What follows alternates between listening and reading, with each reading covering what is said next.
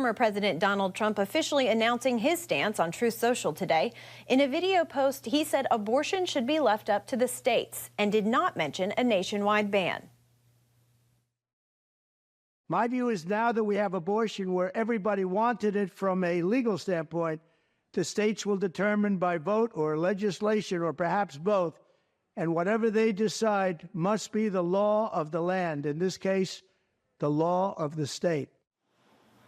The decision angered both sides of the aisle. Pro-life advocates have been pushing for a federal abortion ban. Meanwhile, abortion proponents believe more should be done to protect the procedure. Joining us now is Kristan Hawkins, president of Students for Life. Kristan, do you believe Trump's failure to call for a national ban is cause for concern? No, I actually don't think it's cause for concern. You know, I was actually more concerned that the president was going to call for a national 15 or 16-week divisive late-term abortion ban, which would have said that he was okay with abortions 94% of the time, because a late-term abortion ban, 15 or 16 weeks, only prevents between 4 and 6% of abortions.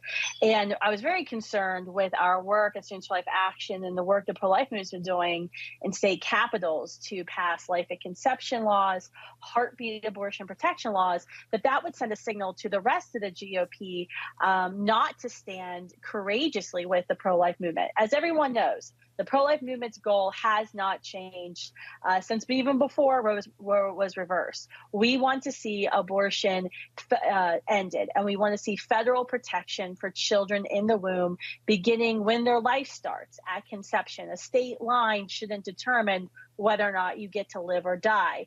But when I listened to President Trump's statement today, I think what I really took away from that is he wasn't weighing in on the particulars. He was saying what the Dobbs decision said, which is that states now have the ability to protect the most vulnerable people within their state borders, and they should act to do that. We don't have 60 votes in the U.S. Senate right now to pass a federal abortion protection act. The state legislatures is where we're seeing the most gains, but that doesn't put him out of doing more work. We certainly have a long list for the president if and when he is elected to make sure he's appointing pro-life vice president, pro-life cabinet secretary, stopping the DOJ's prosecution of pro-life grandmas who are simply praying in front of abortion facilities, stopping chemical abortion pills and chemically tainted blood, tissue, and human remains that are polluting our waterway from the leading cause of abortion now, which is chemical abortion. So he still has a lot of work to do for the pro-life movement, for sure. It seems like his stance could leave a lot of space for the pro-life movement to continue doing its work. Why do you think we've heard so much backlash?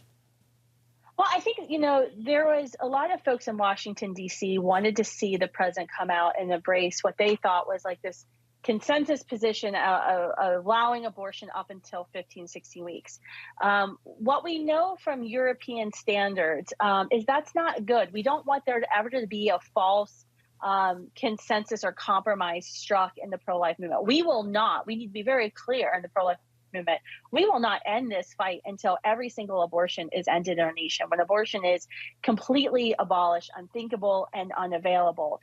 And so we were very clear, while we do everything we can to pass laws and to move that ball down the court to protect as many lives as we can today, tomorrow, and the next day, setting up a standard to have the President of the United States, who's the leader, who would be the leader of the Republican Party, to say that we're okay with the vast majority of abortions. That's not where we need to be. This certainly doesn't prevent pro-life organizations, the pro-life movement, from working on Capitol Hill to pass pro-life laws. It doesn't prevent anything of what we're doing at the state house level to pass pro-life laws. In fact, I think this should motivate folks to move forward. And it really puts burden back on the Biden administration and their radical view that abortion should be illegal up until the moment of birth, with no conscious protections for doctors or healthcare workers, and taxpayer funded. That is a position that is simply indefensible. More than 90% of Americans disagree with that position.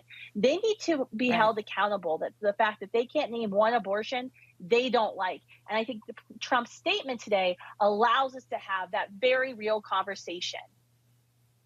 We've got a little bit less than a minute. Is this position that we heard from Trump today in line with what we've been hearing from him? It's a little bit different from what we've heard certain statements about his view that now that Roe's been reversed, let states weigh in. There were concerns and articles written a few months ago that he was weighing taking on this federal late-term abortion limit that would allow more than 9 out of 10 abortions. So I was genuinely surprised by his statement. He even went into his statement about how he should help mothers and families struggling, and that also goes into this pro-life equation as well, because we know passing laws to limit abortion isn't simply going to end all abortions. We have to reduce supply and demand of abortion. All right, Kristan Hawkins with Students for Life, thank you so much for coming on. Thank you.